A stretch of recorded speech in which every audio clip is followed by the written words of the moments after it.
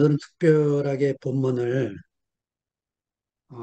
성전을 둘러보고 나가심하고 마가복음 11장 11절과 19절 두 개를 본문으로 정했는데 그 두 구절만 딱 읽으니까 아쉬워서 제가 11절부터 19절까지를 쭉 읽겠습니다. 본문은 11절, 19절 두 구절입니다. 예수께서 예루살렘에 이르러 성전에 들어가사 모든 것을 둘러보시고 때가 이미 저물매 열두 제자를 데리시고 베다니에 나가시니라. 이튿날 그들이 베다니에서 나왔을 때 예수께서 시장하신지라. 멀리서 잎사귀 있는 한 무화과 나무를 보시고 혹 그 나무에 무엇이 있을까 하여 가셨더니 가서 보신즉 잎사귀 외에 아무것도 없더라. 이는 무화과의 때가 아님이라. 예수께서 나무에게 말씀하여 이르시되 이제부터 영원토록 사람이 내게서 열매를 따먹지 못하리라 하시니 제자들이 이를 듣더라. 그들이 예루살렘에 들어가니라. 예수께서 성전에 들어가사 성전 안에서 매매하는 자들을 내쫓으시며 돈 바꾸는 자들의 상과 비둘기 파는 자들의 의자를 둘러 부시며 아무나 물건을 가지고 성전 안으로 지나다님을 허락하지 아니하시고 이에 가르쳐 이르시되 기록된 바 내 집은 만민이 기도하는 집이라 칭함을 받으리라고 하지 아니하였느냐. 너희는 강도의 소굴을 만들었도다 하시매 대제사장들과 서기관들이 듣고 예수를 어떻게 죽일까 하고 꾀하니 이는 무리가 다 그의 교훈을 놀랍게 여기므로 그를 두려워함일러라. 그리고 날이 저물매 그들이 성 밖으로 나가더라. 그 제가 이 본문을 특별히 11절과 19절을 정하게 된 것은 말씀을 해석하는 이 주석가들이 11절과 19절을 제대로 해석해내는 분이 없는 것 같아요. 그래서 제가 이 11절, 19절을 주로 어떻게 처리하냐면 앞에 11장 1절부터 10절까지가 아니고 11절까지로 하고 그 다음에 12절부터 19절 본문으로 해서 늘 앞본문에 붙어 있는 그 부분으로 처리하는데 제가 이 본문을 계속 이렇게 묵상하다 보니까 마가가 이렇게 쓴 이유가 있겠구나 하고 어, 되씹다가 요 11절과 19절만 따로 말씀을 좀 드려야 되겠다 하는 생각을 갖게 됐습니다. 그래서 그 제가 이제 여러분들이 좀 생각하고 묵상을 하시도록 학습 자료를 몇 가지 뒤에 정리해 드렸는데 첫 번째 질문은 이 샌드위치 구조에 대한 새로운 반론 이렇게 제목을 정했는데요. 이게 무슨 말이냐면 지금 마가복음 11장을 주로 어떻게 생각하냐면 그 12절부터 14절과 20절부터 25절 사이에 성전을 뒤엎으신 15절부터 18절이 가운데 끼어 들어왔다. 그래서 무화과 나무를 저주하심 사이에 성전을 뒤집어 엎으심, 그리고 다시 무화과 나무가 마름, 이렇게 구조를 보고 샌드위치의 가운데 계란을 넣든지 뭐 야채를 넣든지 이렇게 하는 것처럼 무화과 나무를 저주하심과 무화과 나무가 마름 사이에 성전 파멸이라고 하는 성전 심판이라고 하는 이 중간에 끼워 넣기를 해서 마가가 의도적으로 이렇게 편집을 했다 이렇게 생각하는 게 샌드위치 구조론입니다. 그, 사실은 이 샌드위치 구조에 대한 명쾌한 본문이 5장 21절부터 43절에 나와 있어요. 그거는 누가 봐도 그렇게 볼 수 있는 확실한 본문입니다.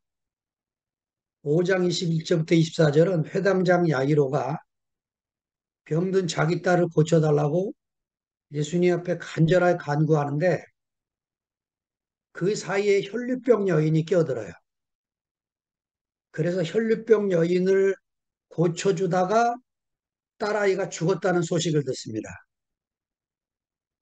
그래서 그 샌드위치 구조가 돼버리는데 5장 21절부터 24절과 35절부터 43절 사이에 혈류병 여인이 끼어든 25절부터 34절 본문이 끼어 있다. 이런 샌드위치 구조를 똑같이 마가복음 11장도 그렇게 설명을 하면 뭐가 문제가 되냐면 19절이 문제가 돼요. 19절이.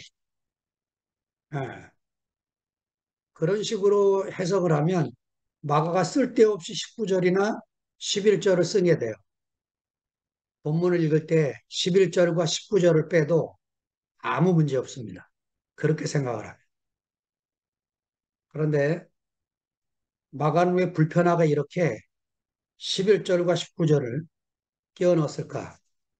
이게 이제 우리가 마가의 의도가 무엇인지를 찾아야 되는 그런 이유가 되게 되는 거죠. 어, 우리가 마가 의도를 밝히지 않으면 오히려 이런 말씀들을 거추장스러운 거로 보고 제가 마가복음 읽듯이 그냥 슬쩍 넘어가는 거죠. 예. 저는 읽을 때마다 이게 왜 여기 있지 하고 넘어가게 된 게 마태복음이 아주 부드럽게 처리했거든요. 마태복음은요, 무리들이 그 마가복음과 달리 마가복음은 호산나 찬송하고 따라왔던 무리들이 갑자기 11절로 넘어가면 없어져요. 이 사람들이 어디 갔는지 없어요. 근데 마태복음을 가보면 무리들이 예수와 함께 있으면서 그냥 함께 있는 게 아니에요. 본문을 가서 읽어보시면 자부심이 뿜뿜 묻어나오는 그런 말을 표현하고 있는 것을 보게 됩니다. 아주 재밌어요, 마태가. 누가는 오히려 이 부분을 다른 본문으로 싹 처리해버리고 자기 의도대로 예, 다른 것으로 바꿔버립니다. 제자들과 무리들의 찬양을 그 못하게 바리새인들이 막아달라고 부탁하니까 오히려 예수님이 그 찬양을 막으면 돌들이 소리 지를 거다. 이런 식으로 예수님이 오히려 당신을 향한 찬양을 달고 합당하게 받으시는 모습이 누가복음에 그려져 있습니다. 자, 그러면 호산나고 외쳤던 이 군중들, 이 무리들은 어디로 갔는가? 나중에 보니까 예수님을 찬양하고 따랐던 이 무리들이 마가복음 15장으로 가보니까 예수님은 십자가에 못 박으라고 소리를 질러요. 호산나 호산나 하고 다윗의 그 자손으로 우리를 구할 메시아인 줄 알고 막 찬양을 하다가 예수님이 예루살렘 성 안으로 들어갔는데 환영하는 사람이 아무도 없어요. 이상하다는 생각이 든 거죠. 그리고 예루살렘 거민들 중에 아는 체 하는 사람이 아무도 없어. 적어도 선지자 같으면 사람들이 와서 막 아는 체 하고 기도해 달라고 그럴 텐데 아무도 예수에 대해서 아는 체 하는 사람이 없어. 그러니까 예루살렘까지 따라왔던 무리들은 갈릴리 출신들이에요. 갈릴리 출신들이 예수님을 끝까지 따라왔는데 예루살렘에서도 자기들처럼 환영해 줄 줄 알았지. 아무도 환영을 안 하는 거예요. 그래서 아이고 우리 살길 찾자 하고 지금 다들 흩어져서 자기들 잘못하면 잠잘 자리 없으니까 이 명절 가까이 오니까 사람들이 지금 숙소를 구하느냐고 난리거든요. 그래서 다 흩어진 거야. 이런 배경으로 지금 마가가 이제 그려지고 있는데 마가는 왜 이렇게 허망한 그림을 그리고 있을까요? 호산나하고 찬송했던 사람들은 다 사라지고 예수께서 예루살렘에 이르러 성전에 들어가사 모든 것을 둘러보시고 때가 이미 저물매 열두 제자를 데리시고 베다니에 나가시다. 우리 한글 성경이 이 개혁판 놀라운 게요. 나가셨다도 아니고 나가실 거다도 아니고 나가시다. 뭐라고 표현해야 돼 이거? 그 현재형의 원형 동사를 씁니다. 나가신다라는 현재 진형도 아니고 나가시다 이렇게 번역을 합니다. 이게 이제 이 마가복음의 맛을 살리는 거죠. 예. 19절도 마찬가지예요. 번역이.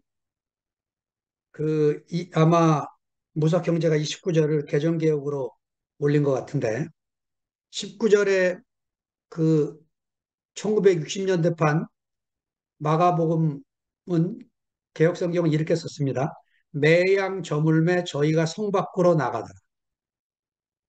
매양은 매번이라는 얘기겠죠. 매번 저물매 저희가 아마 메시지 성경은 을의 성 밖으로 나가더라 이렇게 아마 써 있을 거예요. 이따가 미라자매가 아마 메시지 성경 얘기하겠죠. 그 을의 성 밖으로는 을의 메시지 성경 읽어주는 미라자매처럼 을의 성 밖으로 나갔다 이렇게 표현을 합니다. 왜 그랬을까요? 학자들 대부분이요. 마가복음 11장 11절을 뭐라고 설명하냐면 다음 날 예수님이 하실 일을 위한 사전답사로 예루살렘 성전 안에 들어갔다. 이렇게 표현을 해요. 왜냐? 그 다음날 보니까 예수님이 성전을 뒤집었거든. 아, 성전이 어떻게 됐나? 사전답사하고, 이거 완전히 쥐들 소굴이 됐네? 하고 뒤집어 엎기 위해서 전날 사전답사하는 거로 그렇게 해석을 합니다. 뭐, 그게 문제 있는 해석은 아닌데, 이렇게 해석하면, 예, 마가의 본 마음에 접근하지 못한 게 아닌가, 이런 생각을 개인적으로 해봤습니다. 두 번째는 또 아주 단순한 해석인데, 그, 예수님이 지금 열두 제자들하고 같이 어디 자야 되는데, 숙소를 알아보시고, 숙소를 알아보기 위해서 성전 안에 들어가서, 예루살렘 안으로 들어가, 성 안에 들어가서 숙소를 못 구해서, 그리고 자기를 환영하는 자가 없어서, 예, 베다니로 가셨다. 왜냐, 베다니에는 예수님이 숙소로 정할 만한 나사로의 집이 있거든. 예. 근데 예루살렘 성 안에는 예수님을 아는 체 하는 사람이 없어갖고 또 저희 집으로 가시죠. 안내하는 사람도 없고 숙소를 정할 수가 없어서 나가셨다. 이렇게 해석합니다. 이것도 이제 뭐 그렇게 생각할 수도 있는데 이렇게 육신적으로 해석을 하면 예, 마가복음을 쓴 마가의 마음에 왠지 아쉬움을 동반하는 그런 해석이라는 생각이 들어서 제가 씹고 또 씹고 되씹다가 그 예수님이 성전을 들어가신 이 장면이 겹쳐지는 성경 본문을 에스겔에서 찾게 됐어요. 그래서 아하, 여러분 지금 구약 성경에 이 성전과 관계된 성경이 세 군데가 나오는데 에스겔서하고 학개서하고 스가랴서입니다. 이 세 가지 성경은 예, 포로기 시대, 포로 시대에 성전 건축을 위해서 학개와 스가랴가 예언을 했고 에스겔서는 거의 환상으로 이루어집니다. 거의 성전을 떠났다가 성전으로 돌아오시는 그런 하나님의 모습을 환상으로 그리고 있는 광경이 에스겔서에 나와요. 그래서 이제 제가 에스겔서를 1장부터 48장까지 읽고 정리를 여러분들에게 해드리는 겁니다. 에스겔서 구조가 어떻게 되어 있느냐? 48장까지 있는데 33장이 중심이에요. 33장에 예루살렘 멸망에 대한 선언이 나와요. 그리고 1장부터 32장까지가 심판과 위협이 나오고 34장부터 48장까지가 위로와 격려가 나와요. 그러니까 33장 앞에는 예루살렘이 멸망할 거다, 회개해라, 돌아와라, 막 이렇게 심판을 말씀하시다가 안 돌아오니까 33장을 지나서 이제 34장부터 마지막 장까지는 위로와 격려의 말씀, 여러분이 기억하는 대로 뭐 마른 뼈다귀가 에스겔 골짜기에 흩어져 있는데 에스겔이 명령하니까 뼈들이 붙어서 힘쓰리 부끄러가지고 군대가 됐다. 이런 게 나오고 또 성전에 물이 흘렀는데 측량해 보니까 발목에 잡고 그 다음에 또 측량하니까 무릎에 오고 또 측량하니까 물이 허리를 차고 또 측량하니까 물이 꼭대기에 넘쳤다. 이게 다 이제 위로와 격려의 메시지에 있는 그런 본문 안에 나오고 있는 말씀입니다. 제가 그 거기에 이제 이 예수님이 성전을 들어가셨는데 예수께서 예루살렘에 이르러 성전에 들어가셨다. 근데 여러분 이 성전이 두 개가 있는데 성전 뜰이 있고 지성소가 있어요. 그러니까 그 성전 뜰도 성막일 때 이런 게 없었는데 솔로몬의 성전을 지은 다음에 제일 바깥 뜰이 이방인의 뜰이에요. 그 다음 중간의 뜰이 여인들의 뜰이에요. 그 다음에 성전 입구의 뜰이 유대인들을 위한 뜰이에요. 그러니까 제일 바깥에가 이방인 위한 뜰, 여인들을 위한 뜰, 그 다음에 제사장이 일할 수 있는 뜰이에요. 세 번째가. 그러면서 이제 휘장을 열고 들어가면 성소가 나오고 또 하나 휘장을 열면 지성소가 나오는 그런 구조로 되어 있는 거죠. 예수께서 예루살렘으로 성전에 들어가셨다. 어디를 말씀하는 것 같아요? 이건 성전 뜰입니다. 성전 경내. 히라버로 히에론이라고 하는데 여기를 들어가신 거예요. 성전 안으로 들어갔다 이렇게 표현하려면 히라버 나우스를 써야 되는데 그 나우스는 성소를 말합니다. 그러니까 이 지금 예수님이 성전을 들어갔다 할 때 이 성전을 들어간 건 예수님이 성전 안을 못 들어와요. 제사장들만 들어가니까 갈릴리 나사렛 촌뜨기는 이 성전 안을 들어갈 수가 없어요. 그래서 여기 성전을 들어갔다는 말은 성전 뜰, 성전 경내 여기를 들어갔다는 말입니다.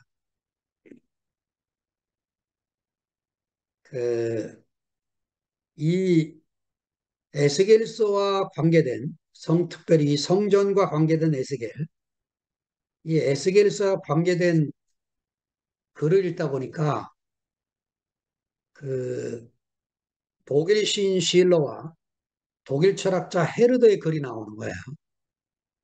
그 이제 이게 어떻게 됐나 봤더니 독일 시인 실러는 매일 에스겔서를 읽으면서 시를 썼대요. 그래가지고 이 에스겔서를 읽고 감동받은 이 실러가 시인이 됩니다. 시인이 돼서 그가 쓴 시가 유명한 시들이 많아요. 그 중에 여러분들이 제일 잘 아는 환희의 송가. 이 환희의 송가는 베토벤이 자기 교향곡에다가 이 환희의 송가를 넣습니다. 합창 9번, 교향곡 9번 합창 속에다가 이 환희의 송가를 집어넣어요. 그래가지고 지금 유럽연합, 우리나라 애국가가 있듯이 유럽연합의 국가, 공식적인 찬가로 이 환희의 송가를 기념식 때마다 부르고 있습니다.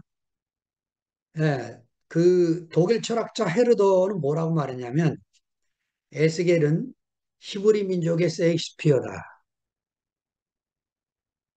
여러분 에스겔서를 안 읽게 되죠. 근데 에스겔서의 문장이 그렇게 아름답고 놀랍고 상상력이 풍부한 그런 이상과 환상이 그려 있는 책들이라는 거죠. 요 실러나 헤르더가 괴테와 동인시대의 인물입니다.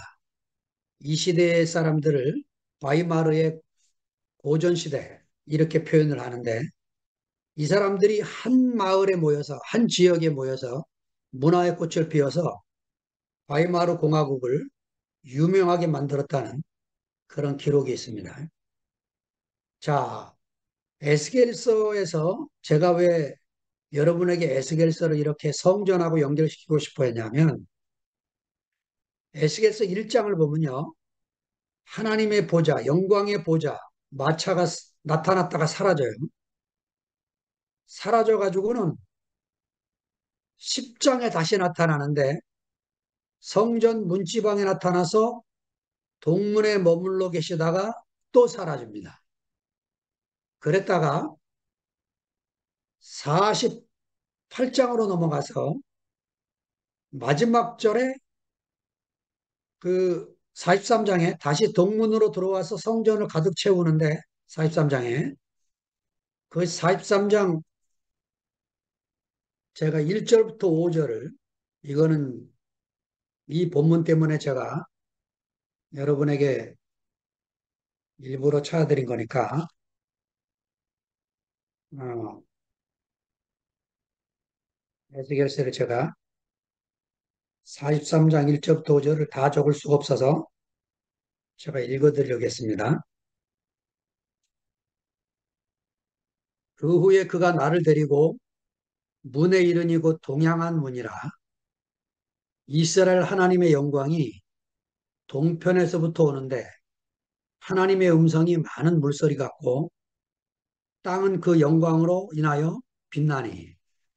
자, 왜 하나님의 영광이 동편으로 들어오냐면 지성소는 서쪽에 있고 문 입구가 동편에 있는 거예요. 예루살렘 성전에. 나가실 때 10장에서 동편으로 나가셨어. 그래가지고 들어오실 때 40장에서 다시 동편으로 들어오시는 거예요. 여러분 지금 예수님이요. 마가복음 11장 11절에 보면 예루살렘 성전을 들어가시는데 어디로 들어가신 줄 아세요? 예루살렘 성전 동편으로 들어가신 거예요. 예루살렘 성 동쪽으로 들어가서 동편선 지금 뜰악에서 지금 이렇게 사태를 살피고 있는 겁니다. 예. 그리고는 48장에 하나님의 영광의 마지막이 써 있는데 48장, 48장이 12지파의 그 이름들이 나오면서 예루살렘 성내 경지를 12지파들의 분배해 줍니다. 48장 마지막 절이. 그러면서 그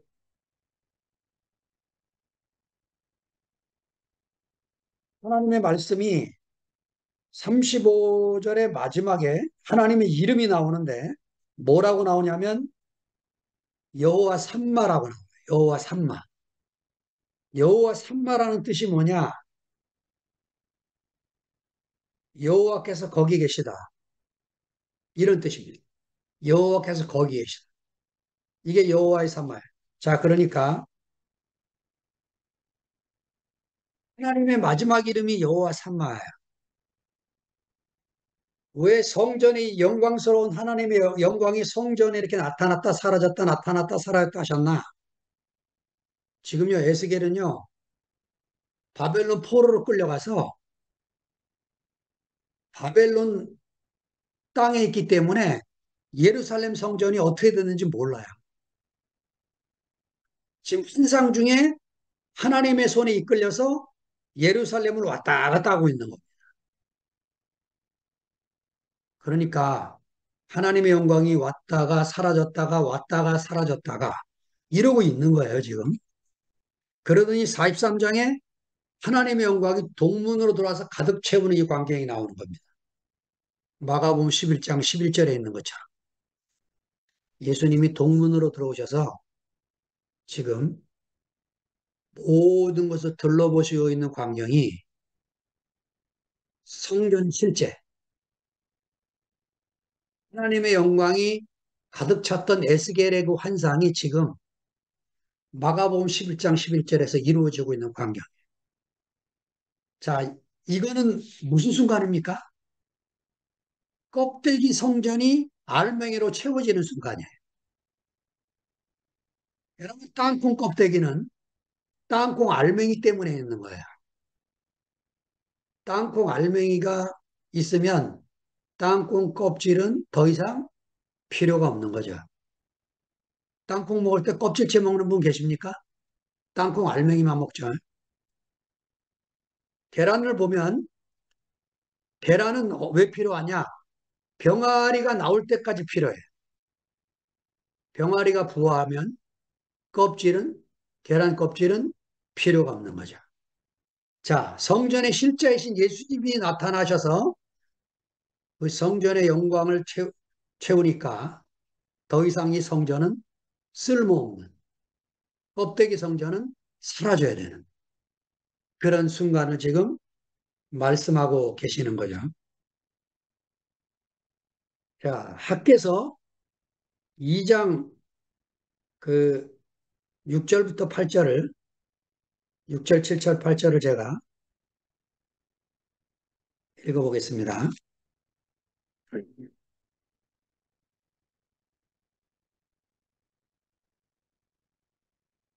그래서 2장 6절, 나 만군의 여호와가 말하노라. 조금 있으면 내가 하늘과 땅과 바다와 육지를 진동시킬 것이요 또한 만국을 진동시킬 것이며 만국의 보배가 이르리니 내가 영광으로 이 전에 충만케 하리라. 만군의 여호와의 말이니라. 여러분 학개서에 만군의 여호와라는 말이 이 딱 두 장밖에 없는 학개서에 15번이나 나와요. 만군의 여호와라는 말의 의미가 뭐죠? 하나님은 이스라엘에만 국한된 하나님이 아니고 모든 민족의 하나님이라는 말이에요. 지금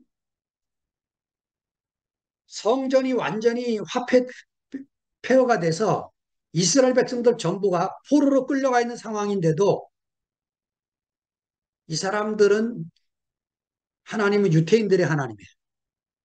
유태인의 하나님 야훼고 자기들만의 하나님인 거예요. 예, 학계는 이제 그 하나님을 만군의 하나님으로 모든 민족의 하나님으로 확장시키고 있습니다. 그런데 여기에 만국의 보배라는 단어가 나와요. 학계서 안에서만 보면 그 뒤에 나오는 은도 내 것이요 금도 내 것이다. 이 말씀과 연결해 보면 성전 건축을 위한 재료로 표현될 수도 있어요. 그런데 이거는 신약과 연결돼서 만국의 보배가 따로 해석되어야 됩니다. 만국의 보배가 스갈에서 제가 스갈에서 3장 8절을 거기 썼는데 3장 8절에 이렇게 말씀합니다. 대제사장 여호수아야 너와 내 앞에 앉은 내 동료들은 내 말을 들을 것이니라. 이들은 예표의 사람이다. 만국의 보배가 예표의 사람입니다. 자, 이 예표의 사람이라. 이 사람들은 뭐 하는 사람들이냐? 내가 내 종 순을 나게 하리라. 예. 지금 이 스가랴서도 성전 학개와 스가랴가 동시대에 예언을 한 사람이에요. 학개는 스가랴보다 2달 앞서서 예언을 했어요. 2달 뒤에 스가랴가 예언을 합니다. 학개는 3개월 반 예언하고 끝이고, 그래 2장밖에 안 썼고, 스가랴는 2년을 예언해서 14장까지 씁니다.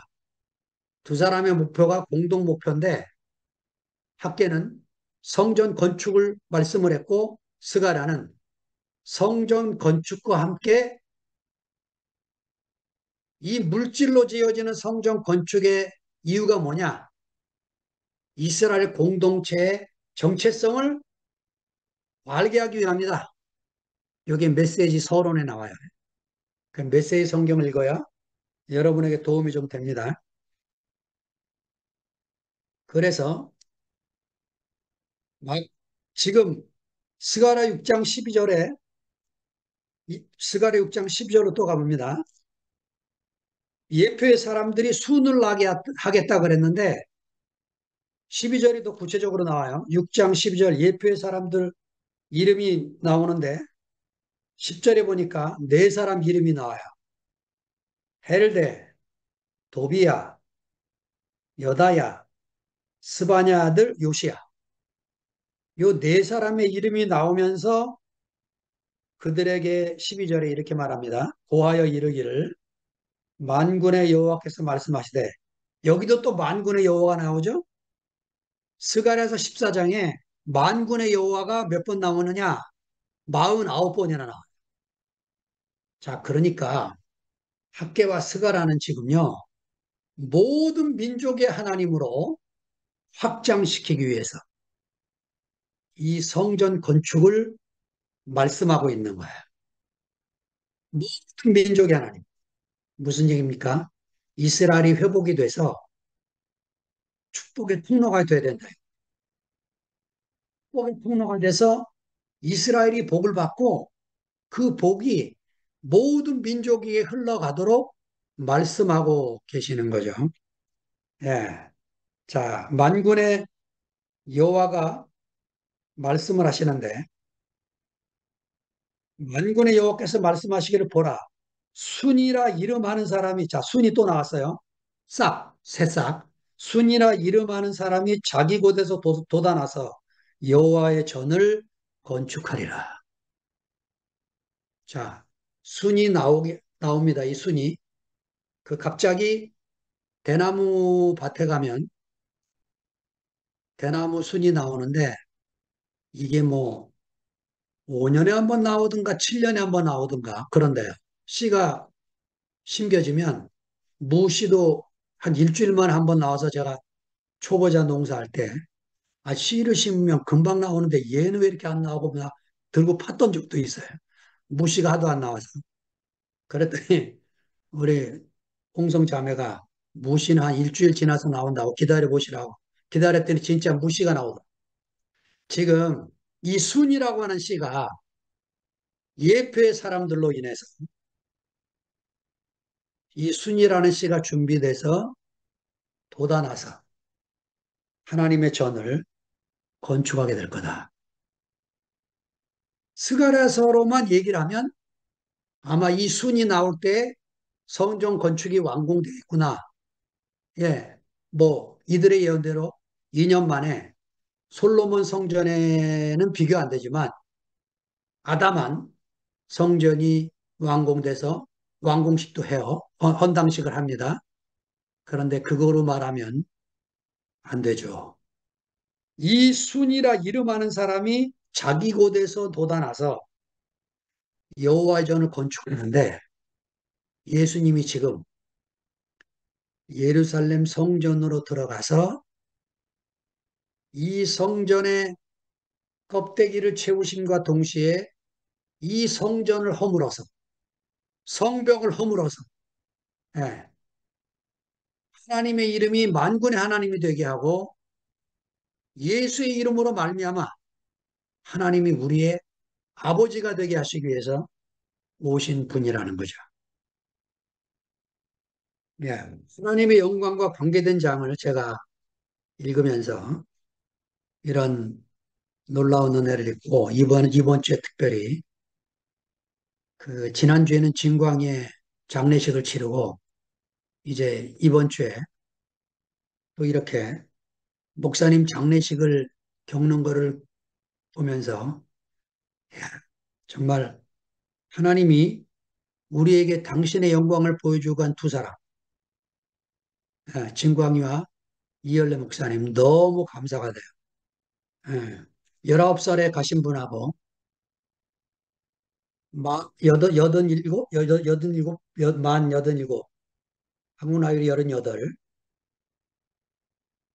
예, 세월의 차이는 있지만 하나님이 두 사람에게 주신 인생의 분량을 끝까지 다 살고 가셨어요.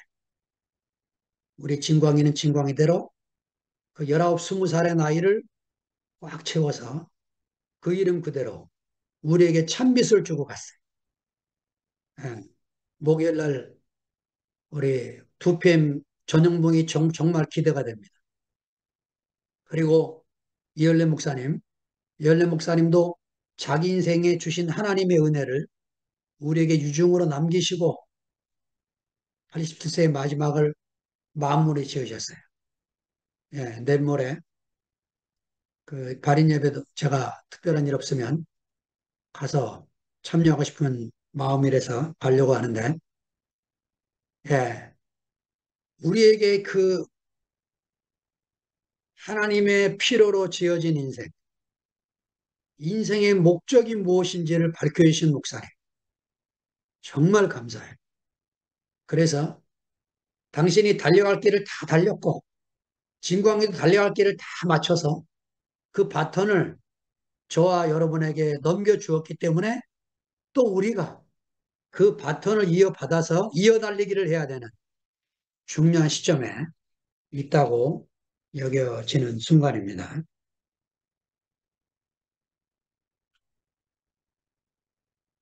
자, 성전에 들어가신 예수님이 성 밖으로 나가셨다. 이렇게 써 있는데 19절에 또 써 있어요. 날이 저물매 성 밖으로 의뢰 성 밖으로 나가셨다. 이게 또 써 있는 거예요. 예. 자, 왜 성 밖으로 나가셨을까요? 예. 더 이상 껍데기 성전에 하나님이 거하실 수가 없는 거예요. 그래서 나가신 거죠. 왜 성 밖으로 나가셨을까요? 참 성전인 예수 그리스도가 오셨기 때문에 물질로 지어진 성전은 사라져야 되는 거죠. 예. 자, 여호와의 증인들이 어리석게 피를 먹지 않습니다. 피를. 왜냐? 구약 성경에 피는 생명이니까 피를 먹지 말라고 써있기 때문에 레위기서에. 그래서 여호와의 증인들이 수여를 받지 않습니다. 그 수요일을 못 받고 죽은 여호와의 증인의 자녀 문제가 한번 한국 사회에서 문제가 됐어요.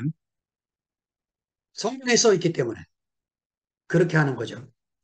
자, 여러분, 피는 왜 보존되어야 됐습니까? 예수님 오실 때까지. 예수의 피가 우리를 구속하시기 때문에 그 예수께서 십자가의 죽으심으로 피 흘리심으로 그의 죽으심으로 우리가 구속 죄사함을 받아야 되기 때문에 예수의 피가 올 때까지 그 피를 보존했던 거죠. 참성전인 예수님이 오셔서 이 껍데기 성전이 사라져야 되듯이 구약의 그 피를 보존할 이유가 이제는 없어지신 거예요. 우리가 동물의 피로 구속받는 건 끝났어요. 예수의 피로 말미암아 구속과 죄사함을 얻는 거죠. 자, 안식교인들이 예, 토요일에 안식일을 지키기 위해서 직장도 포기하고 옛날에 토요일날 직장 생활했었죠. 직장도 포기하고 안식일을 지켰어요. 자, 그런데 이 안식일을 거룩히 지키라. 구약 성경은 언제까지입니까? 안식일 토요일을 금요일 밤부터 토요일 밤까지 하루를 온전하게 지켜야 되는 그것이 언제까지입니까? 예수님 오실 때까지. 하만식인 그리스도가 오신 뒤에는 이 껍데기 안식, 날짜를 지키는 이 안식은 사라지게 되는 거죠. 안식교인들은 지금도 토요일 날 예배를 드립니다. 토요일이 안식이기 때문에. 예, 우리가 예수님이 어떤 분인지를 성서를 자세히 엮고 해석을 하면 안식일의 주인이 오셨기 때문에 마가복음 2장 마지막 절에 안식일에도 주인이라고 이렇게 말씀하신 거예요. 왜 안식일에도 주인이십니까? 안식일 날을 지키느냐고 안식이 없어. 그래서 안식일에도 주인이신 거예요. 안식일이 아닌 날도 안식이지만 특별히 더 안식일을 지키려고 애쓰다가 안식이 깨지는 이 사람들에게 인자가 안식일에도 주인이다. 이렇게 말씀하신 거예요. 제가요, 전도사 시절에 교회 생활을 너무너무 열심히 하다가 남자 몸무게가 55kg까지 제 키가 170이거든요. 몸무게가 55kg 했다니까. 완전히 깡말라가지고 광대뼈가 이 뼈다귀 살이 하나도 없어서 총각대 사진을 보면 광대뼈가 튀어나와. 그런 사람으로 살았어요. 신학교가 대전에 있었는데 서울역에서 대전역까지 제가 시체처럼 쓰러져서 갑니다. 주일날 지나고 월요일날 학교로 가야 되니까. 제게 있어서 주일날은 안식이 없는 날이었어요. 아침 9시부터 밤까지 하루 종일 작은 교회에서 시달리는 겁니다. 제게 이 복음이 온 게 얼마나 감사한지 모르겠어요. 지금도 그러고 살고 있는 분들을 보면 얼마나 안타까운지 모르겠어요. 날과 절기를 지키는 사람들 얼마나 안타까운 건지. 그래서 예수님은 성 밖으로 나갈 수밖에 없었어요. 그것은 어두움의 세력이 지배하는 곳이기 때문에 성 안에 계실 수가 없어서 참빛인 예수님은 거기를 나오실 수밖에 없는 것입니다. 빛은 어두움 속에 머무를 수가 없어요. 거기를 떠날 수밖에 없는 거죠. 자, 예레미야 애가에 보니까 1장 12절에 새 번역이 멋지게 번역을 해놨어요. 여러분 예레미야가 애가가 이 4장까지 있는 게 왜 써 있는 줄 알죠? 예루살렘 성이 무너져서 예루살렘 성이 무너져서 슬퍼서 쓴 게 이 예레미야 애가. 예, 애가 1장 1절이 이렇게 시작해요. 슬프다 이 성이여 본래는 거민이 많더니 이제는 어찌 그리 적막히 앉았는고 본래는 열국 중에 크던 자가 이제는 과부 같고 본래는 열방 중에 공주되었던 자가 이제는 조공들이는 자가 되었다. 예, 성전이 사라진 이스라엘. 하나님이 사라진 거죠. 왜냐? 하나님이 성전 안에 계신다고 믿었으니까. 예, 하나님이 성전 안에 갇히게 했어요. 구약에서는. 하나님은 꼼짝 못하고 성전 안에서 이스라엘을 만나기 위해서 기다린 겁니다. 지성소에 갇혀가. 그런데 예수님이 오셔서 십자가에서 그 성전의 휘장을 찢어버리고 그 성전 자체가 허물어져서 만국의 아버지 하나님이, 만군의 하나님이, 우리 민족의 하나님 되신 것이죠. 애가 1장 12절을 읽습니다. 길 가는 모든 나그네들이여 이 일이 그대들과는 관계가 없는가? 주님께서 분노하신 날에 내리신 이 슬픔, 내가 겪은 이러한 슬픔이 어디에 또 있단 말인가? 예루살렘이 무너진 것을 보고 한탄하면서 그대들과 이 일이 관계없냐? 이렇게 탄식하면서 지금 예레미야가 묻고 있는 거죠. 자, 여러분, 우리가 예레미야 이 탄식, 성전이 허물어졌을 때 우리가 똑같이 탄식했어요. 예, 우리를 앞서 인도하셨던 한 분이 스스로 이 성전을 허물어 버리시니까 우리가 오갈 데가 없어갖고 어디로 가야 좋을지 모르는 사람이었어. 야, 그런데 다시 이 예루살렘 성을 들어오셔서 성전을 둘러보신 이 주님처럼 우리가 흩어져서 이 작은 모임 안에서 몸이 건축되는 것을 주님도 확실히 보신 다음에 우리 몸 안에서 가장 젊은 청년 하나와 우리 몸 안에서 우리가 따랐던 한 분을 동시에 데려가셨어요. 이게 뭘 말하는 겁니까? 이제는 너희가, 이제는 우리가, 이제는 제가 그 일을 감당하도록. 이제 몸이 건축이 됐으니까 네가 사는 곳에서 하나님이 당신의 몸을 예수 그리스도 안에서 어떻게 건축하시는지 잘 봐라 하고 너희들의 몫을 감당하라 하시는 말씀처럼 들려오게 됐습니다. 자, 히브리서 13장 12절부터 13절. 제가 12절만 아니죠. 시간이 좀 지났지만 요거 마저다 읽고 마치겠습니다.